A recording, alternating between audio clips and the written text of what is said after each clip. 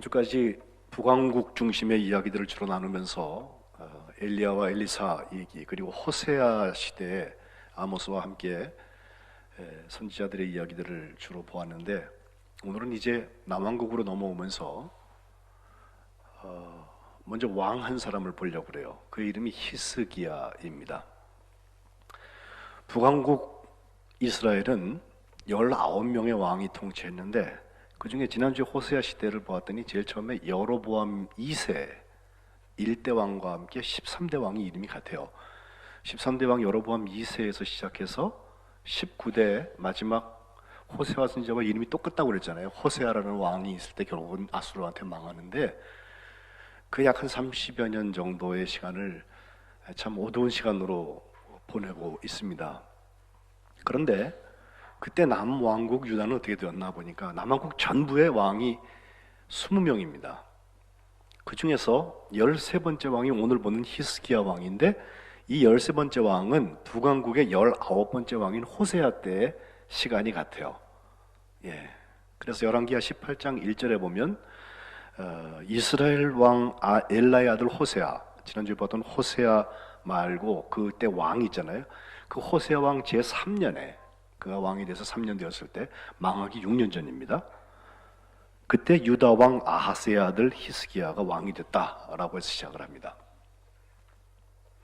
히스기야라는 이름은 하나님이 강하게 하셨다라는 뜻을 가지고 있고, 그는 25살 젊을 때 왕이 돼서 25년 동안 왕 통치를 하고 54살에 죽습니다. 그의 아버지는 말씀드린 아하스라는 왕이었는데, 하나님 보시기에 아주 몹쓸 왕이었고, 그의 어머니는 아비라는 이름을 갖고 있었습니다. 그 사이에서 난 히스기야가 어떤 통치를 했는지 29년 동안의 이야기를 아주 총평처럼 한 이야기가 열왕기하 18장 3절에 보면, 먼저 그 조상 다윗의 모든 행위처럼 여호와 보시기에 정직하게 행했다. 이게 히스기야에 대한 총평입니다. 또 5절에는 그는 이스라엘 하나님 여호와를 의지했다 하면서 그의 전후 유다, 남왕국 유다의 여러 왕 중에서 그런 자가 없었다. 하나님을 그렇게 잘 의지하고 살았다는 것이고, 6절에 보면 곧 그가 여호와께 연합하여서 딱 달라붙은 거예요. 하나님한테 하나님에게서부터 떠나가지 아니하고 하나님의 계명을 잘 지켰다. 또 7절에 보면 여호와께서 그와 함께 하심에 그가 어디로 가든지 형통했다고 했습니다. 그 총평이 하나님 앞에 정직하게 행했다는 얘기를 세 가지 표현을 하고 있는데, 하나는 하나님을 전적으로 의지하는데 다른 왕들보다 아주 뛰어나게 하나님을 의지했고, 두 번째는 딱 달라붙어서 연합해서 살았는데 그 연합하면서 하나님의 계명을 잘 지켰다는 것이고, 세 번째는 하나님과 함께, 늘 함께 동행하면서 증거를 얻어서 형통한 삶을 살았다는 것입니다. 우리나라에도 이런 지도자가 좀 있었으면 하는 마음, 그리고 우리가 다 대통령은 아니지만 우리의 삶의 자리에서 내가 가지고 있는 고난 안에서만큼은 바로 이 똑같은 원리로 하나님을 의지하고 하나님과 연합하고 하나님과 함께 동행하는 이 일들을 통해서 정말 하나님의 소망의 사람들이 되시기를 주님의 이름으로 축복합니다. 이것은 그의 기도에서 잘 드러납니다. 남유다에 왕들이 20명 있었고, 그 중에 한 7명 정도는 참 쓸만한 왕이었어요. 하나님 보시기에 정직하게 행했다고 되어져 있고, 또 그들 중에 한 5명 정도는 아주 대표적인 종교 개혁을 다 일으켰던 그런 왕들인데, 그 중에 제가 오늘 히스기야만 뽑아서 왕 하나를 여러분하고 소망으로 보고 싶은 것은 그의 삶의 자리에 일어나는 3번의 기도 때문에 그렇습니다. 하나님을 의지하고 하나님과 연합되어져 있고 하나님과 동행하는 사람은 기도에서 나타납니다. 소망과 기도가 뗄 수 없는 이유입니다. 그가 왕이 되자마자 제일 먼저 뭘 했나 보니까 그의 아버지의 행적 중에서 잘못된 것을 답습하지 아니하고 과감하게 개혁하기 시작했는데, 영적인 개혁에 들어갔습니다. 히스기야 이야기는 역대하 그리고 이사야에도 일부 기록이 되어져 있는데, 역대하에 가보니까요 가장 먼저 한 게 성전 정화예요. 29장에 가보면 3절에 첫째 해 첫째 달에 여호와의 전 문들을 열고 수리를 시작합니다. 여호와의 전을 수리하는 거예요. 또 제사장과 레위인들을 그 동쪽 광장에 다 모아서 하는 말, 이제 가가지고 너 자신을 먼저 성결하게 하고 그 다음에 여호와의 전을 성결하게 해서 더러운 것을 성소에서 없애라는 거예요. 우리 교회도 1년에 한두 차례 봄맞이 가을맞이 해가지고서 교회 청소를 하는데, 교회를 쓸고 닦고 하는 청소도 물론 성전 청소예요. 근데 저는 적어도 오늘을 사는 그리스도인들이라면 교회에 대한 청소일 뿐만 아니라 성령이 거하시는 전, 고린도전서 3장 16절, 성령이 거하시는 전인 우리가 하나님 앞에 더러운 것을 깨끗게 하는 청소를 해야 된다는 거예요. 누구든지 하나님의 성전을 더럽히면 하나님이 그 사람을 멸시하시리라. 하나님의 성전은 거룩하니 너희도 그러하니라 라고 말씀했는데, 그렇다면 우리가 이게 예루살렘에 있는 그 예루살렘 성전입니까? 성민교회라는 건물입니까? 물론 그것들도 성전의 의미가 있고 그 건물 역할을 해요. 그러나 진짜 가장 중요한 성전은 나예요. 내 안에 성령이 오셔서 주인 되셔서 더러운 것을 도말하지 않고는 우리가 하나님의 소망의 사람이 될 수 없어요. 주님도 고난주간에 제일 먼저 하셨던 일이 예루살렘 성전에 가셔가지고서는 성전을 막 둘러엎고 장사치들 막 채찍질을 하시고 그러면서 과감한 개혁을 하시면서 마가복음 11장 17절에 내 집은 만민이 기도하는 집이라 칭함을 받으리라. 하나님 그렇게 하지 않으셨냐? 너희는 강도의 소굴을 만들었다 그러세요. 그러니까 심판이 하나님의 집에서 시작된다는 말이 맞아요. 개혁도 하나님의 집에서 시작돼요. 그렇게 수많은 우리의 선배들이 피 흘려가면서 세워간 게 130 몇 년 동안 우리 한국 교회를 세워왔는데, 지금 한국 교회 안에 더러운 것들이 너무 많아요. 한국 교회 그리스도인들 안에 더러운 것들이 용인되는 게 너무 많아요. 용인할 만한 이유는 너무 많아요. 나랑 친한 사람이고 우리 가족이고 내가 그에게 빚진 거 있고 뭐 이러니까요 적당히 넘어가려고 그래요. 다 죽습니다.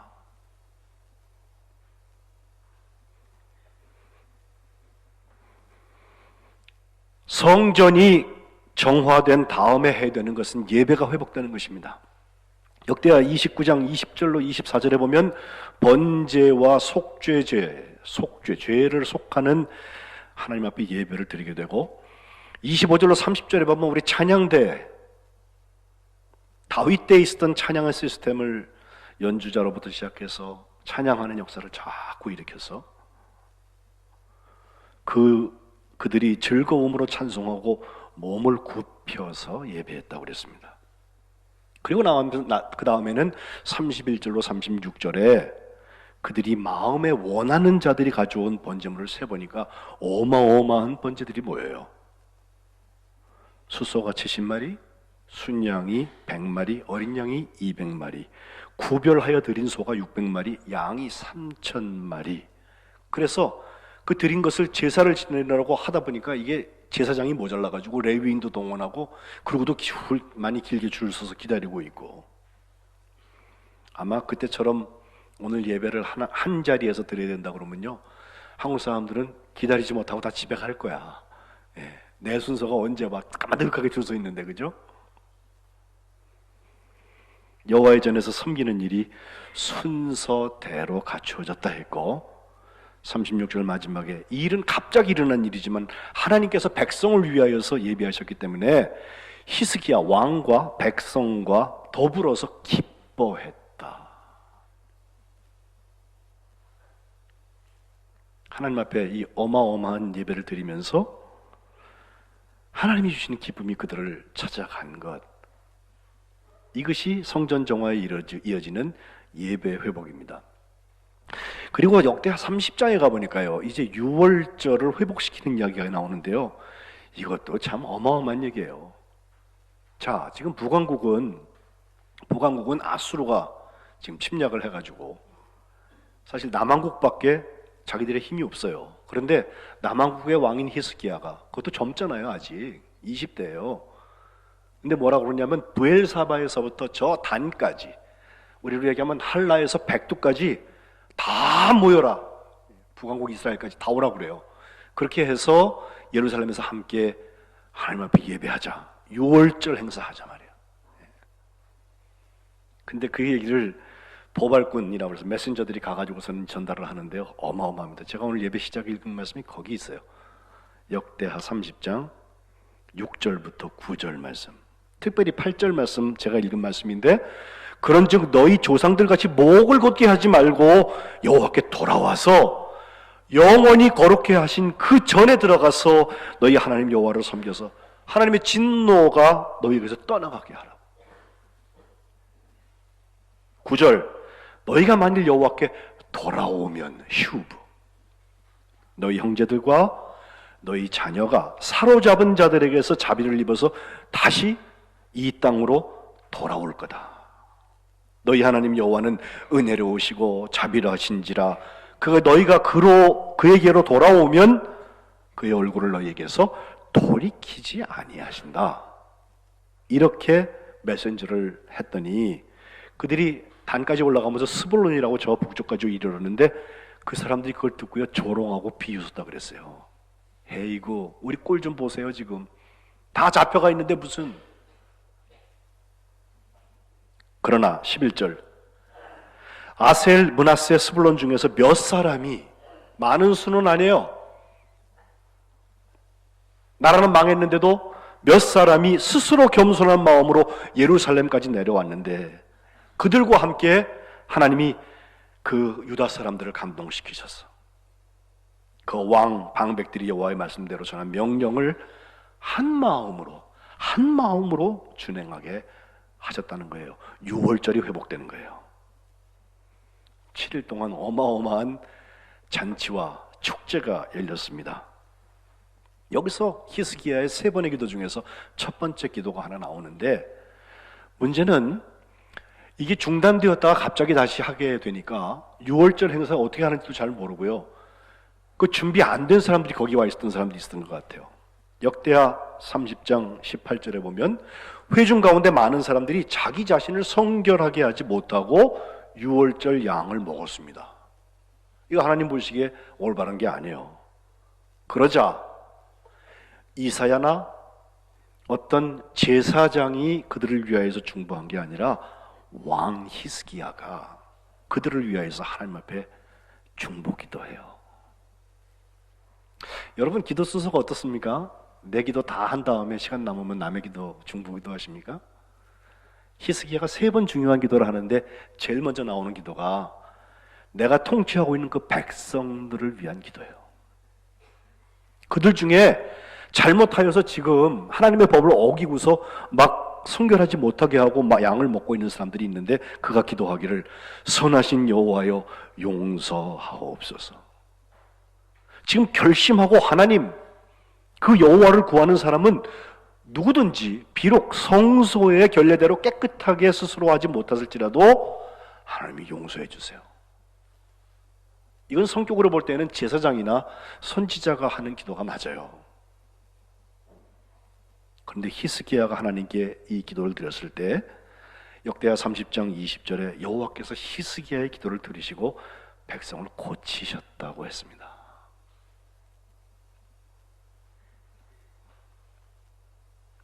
저는 우리나라의 권력을 잡은 지도자들 중에 신앙인들이 많이 있어요. 근데 그들의 신앙이 권력 자리에 가면은 많이 퇴색하거나 변색하는 것을 볼 수가 있어요. 그렇다면 그의 신앙은 가짜예요.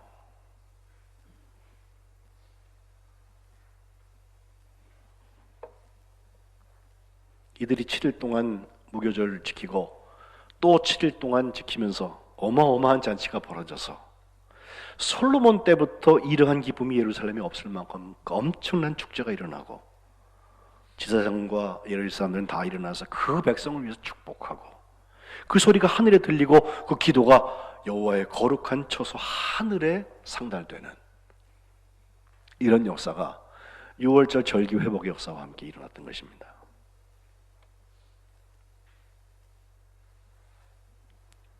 그 다음에는 우상을 척결하는 거예요.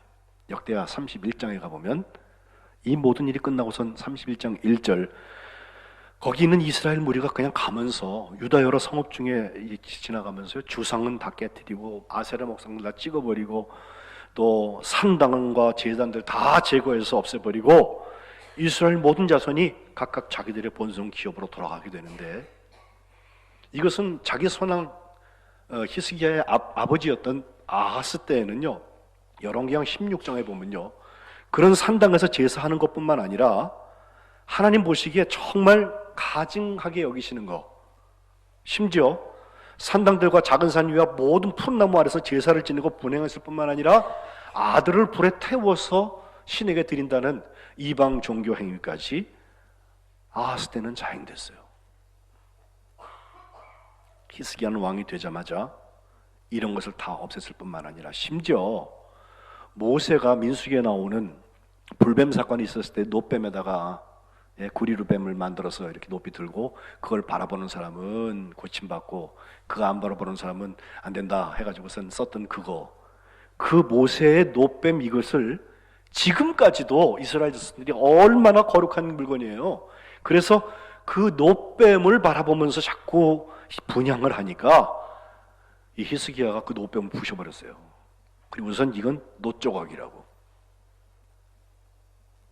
우리가 보기엔 거룩한 물건 같은데 히스기야가 보니까 백성들이 그것을 통해서 고치시는 하나님을 경배하는 게 아니라 그걸 경배한단 말이에요. 성물 유배.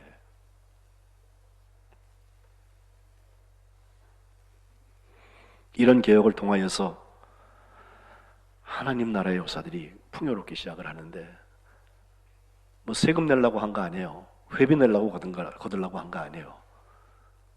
근데 그들이 11조를 넘치게 가지고 와서 그 10조가 막 쌓이고 그걸 보고 하나님을 송축하고 이스라엘을 위하여서 오히려 축복하는 역사 이런 것들이 그 현장에서 보여집니다.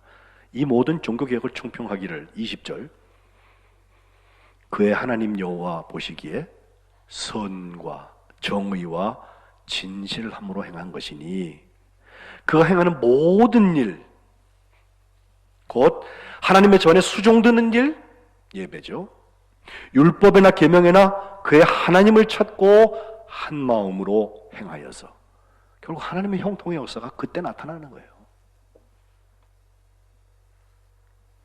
그런 이와 같은 국력을 중심으로 해서 예루살렘 성 안에 있는 다윗 때에 있었던 그 굴을 발견을 하셔서 수로 공사도 하고 또 그 성벽을 보수하는 일을 통하여서 예루살렘 성을 강화했습니다. 우리가 지금 경제 전쟁 속에 있다고 하면서 다들 마음이 불안불안하고 내일이라도 무슨 일이 일어나는 거 아닌가? 예? 북에서는 왜 저렇게 자꾸 미사일을 쏴대는지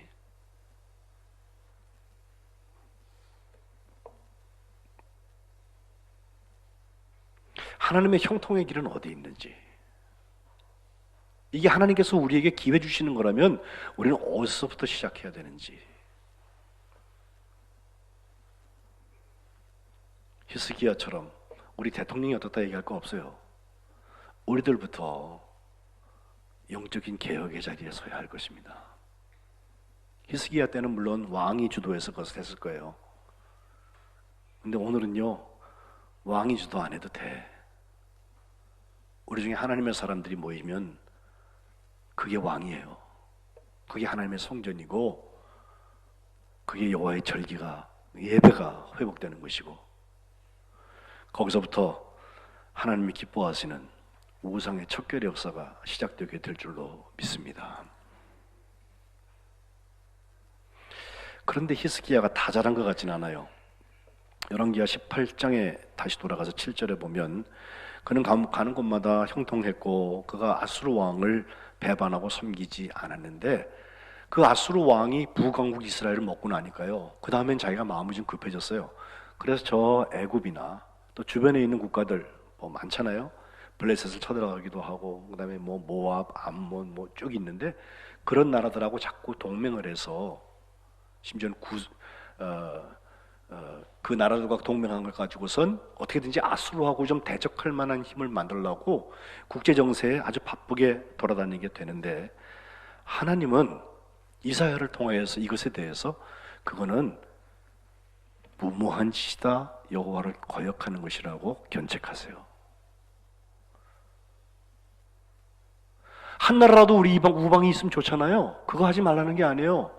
그것보다 앞서서 해야 될 것이 하나님 앞에 내가 바로 서 있는지를 봐야 된다는 거예요.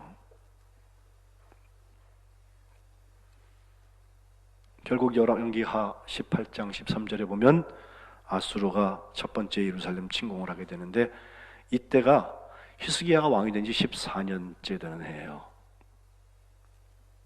쳐들어와서 점령해가지고 항복하고요, 전쟁 비용 다 내겠다 그래갖고 은 300달란트, 금 30달란트 다 물어주고, 그거 물어줄 때요, 여호와의 성전에 있는 또 왕궁 곳간에 있는 은이라는 은은 다 내줬고요, 또 여호와의 성전에 있는 금, 또 기둥 거기 입혀져 있는 금까지 다 벗겨갖고 모두 압수르 왕한테 줬다는 것입니다. 그리고 돌아간 다음에 다시 침공해요. 그거 주면은 뭐 신사적으로 끝날 것 같아요? 아니에요. 생각나게 돼 있어요. 다시 가면 또 내가 얻을 게 있을 것 같아요. 열왕기하 18장 11절에 보면 이번에는 아수르 왕이 다르단, 랍사리스, 랍사게라고 하는, 랍사게는 대장이라는 뜻입니다. 이 세 사람을 아수르 대군과 함께 보내서 그 파병을 통하여서 예루살렘을 점령하려고 하는데, 그때 대변인 역할을 하는 사람이 랍사게거든요. 이 사람이 하는 말이 정말 기가 막힌 말을 해요. 랍사게가 똑같은 말을 하는 것은 히스기야 말 믿지 말라는 거예요. 히스기야가 하고 있는 이야기들은 뭐 우리가 이만큼 그래도 전력이 있다 할지, 또 우리가 하나님께서 우리를 도와주시면 얼마든지 이길 수 있다 할지, 뭐 이런 얘기들 분명히 할 텐데, 그것 때문에 여태까지 종교개혁부터 여러 가지 해왔는데 그거는 그 사람의 생각이고, 우리 아수르의 힘이 얼마나 센지 어느 신도 무너뜨리지 않은 신이 없다고, 그러니 히스기야 말 듣다가 니는 쫄딱 망한다고 그렇게 이야기를 합니다. 그러나 백성들은 히스기야가 말했던 대로 한마디도 그에게 대답하지 않고 잠잠히 있습니다. 바로 이때 오늘 본문에 나오는 히스기야가 하나님 앞에 서는 거예요. 그는 굵은 배를 두르고 여호와의 전으로 갑니다. 거기 들어가서 거기 책임자들한테 이사야한테 사람을 보내서 기도해달라고. 오늘 3절부터 보니까 그들이 전달한 말입니다. 우리 왕 히스기야의 말씀이, 오늘은 환난과 징벌과 모욕의 날입니다. 아이를 낳을 때가 됐는데 해산할 힘이 없습니다. 이거는 팩트예요. 이스라엘 가지고서는 지금 아수르를 대적할 수가 없어요. 게다가 그 강한 것이 와가지고 온갖 말을 다 해가지고서 우리의 자존심을 긁어놓고 하나님 그거 안 된다고 말이에요. 여호와 신앙 거 필요 없다고 하나님을 비방했는데, 4절에 보니까 이사야 선지의 하나님 여호와께서 그 말을 들으셨지 않았겠습니까? 분명히 하나님이 꾸짖으실 테니 여기 남아있는 우리를 위하여서 이사야가 기도 좀 해줬으면 좋겠다고 기도 부탁하는 거예요. 오늘 본문 5절에 가니까 이사야는 바로 대답을 줍니다. 6절, 너희 주에게 이렇게 말해라. 히스기야한테 이렇게 말해라. 여호와의 말씀이, 너는 아수르 왕의 신복들에게 들은 바 나를 모욕하는 말 때문에 첫째 두려워하지 말아라. 7절, 두 번째, 내가 한 영을 그의 속에 두어서, 이것은 사내립이죠. 그에게 두어서 그로 무슨 소문을 듣고 그의 본국으로 돌아가게 할 텐데 또 그의 본국에서 그에게 칼에 죽게 할 거다. 지금으로서는 실현 가능성 없는 얘기예요. 지금 시폴은 대군을 데리고 와가지고 지금 우리한테 경계하고 우리하고 싸움하자고 그러고 있는데 현실성 없어 보여요. 근데 하나님의 말씀이 그대로 이루어져요.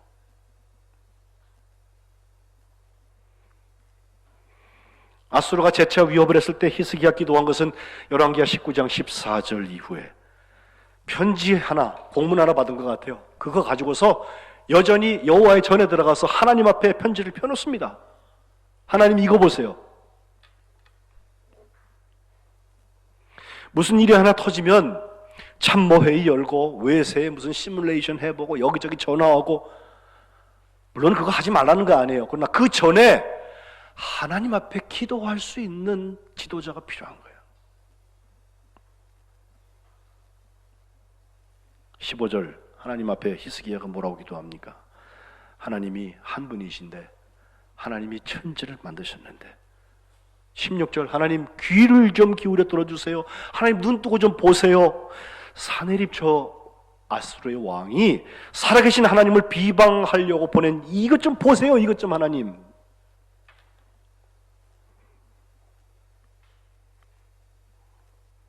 19절에 우리 하나님 여호와여 원하건대 우리를 그의 손에서 구원하옵소서. 그리하면 천하 만국이 주 여호와가 홀로 하나님이신 것을 알 것입니다. 라고 하나님 앞에 기도하고 있습니다. 하나님의 구원을 기도했던 히스기야 왕의 기도 20절부터 34절에 계속되는 이사야를 통한 하나님의 응답이 나오는데 간단해요. 사내립 때문에 히스기야 네가 기도하는 거 내가 다 들었다. 그리고 내가 구원할게. 분명히 말씀하세요. 실제로 사내립은 그날 밤에 여호와의 사자가 나타나서 아수르 군병에 있는 그 진영에 있는 군사 18만 5천 명을 한꺼번에 죽이셨어요. 아침에 일어나 보니까 자기 군사들 18만 5천 명이 이유 없이 다 송장이 되어 있는 거예요. 그래서 사내립은 떠나서 돌아가게 되고 그 니누에 아수르의 도시 수도인 니누에 들어가게 됐는데 37절에 그의 신인 니스록의 신전에서 예배하다가 경배하다가 아드라멜렉 사레셀이라는 사람이 그를 칼로 쳐서 죽이고 그들은 아라랏 땅으로 동아버리고 그 아들인 에살핫돈이 대신 왕이 되어버리고 맙니다. 조금 전만 해도 이런 건 상상도 못하는 일이에요. 두 번째 기도였던 하나님이 도와주세요. 하나님이 구원해 주세요. 지도자가 그 기도할 때 하나님께서 그 기도에 응답하셨습니다. 내일 일을 우리가 모르죠. 게다가 정치는 살아있는 생물과 같아서 국제외교관과는 더욱더 그렇고요. 이권이 첨예하게 대립돼서 한쪽이 이득을 보면 한쪽이 손해를 보게 돼 있으니까 이게 그냥 변수가 하나랑 하나가 아니야. 지금 여럿이 엮여 있거든요. 네.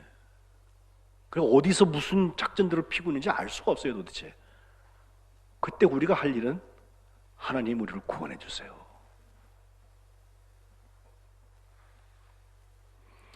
남북전쟁을 이겼던 링컨이 기도한 기도가 우리에게 좋은 예시가 됩니다. 한참 전쟁을 하는데 북군이 좀 밀렸어요. 그날 북군에게 굉장히 많은 내 병사들이 많이 죽었어요. 근데 링컨이 다른 때보다 더 많이 들어가고 기도하고 있더래요. 그 참모가 링컨 하나님한테 말해요. 우리 편 좀 돼서 이런 전쟁 좀 이기게 해달라고 기도 좀 더 빡세게 해주세요 라고 말했더니 링컨이 얼굴을 확 돌리면서요 정색을 하더래요. 뭔 소리 하는 거야? 그런 기도 아예 하지 마. 아니 우리가 이기게 해달라는데 왜요? 하는 말입니다. 하나님이 우리 편 돼주세요 라고 기도하는 게 아니고 우리가 하나님 편에 머물러 있게 해주세요 라고 기도하는 거야. 똑같은 말 같죠? 너무 다른 말이에요.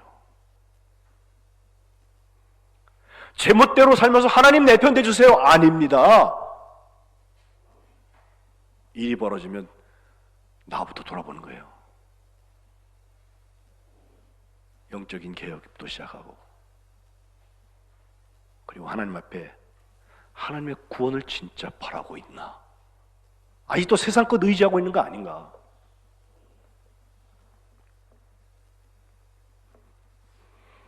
세 번째 기도는 우리가 잘 아는 면박기도입니다. 열왕기하 20장에 가보면 히스기야가 죽을 병이 걸리죠. 그때 그가 39살이에요.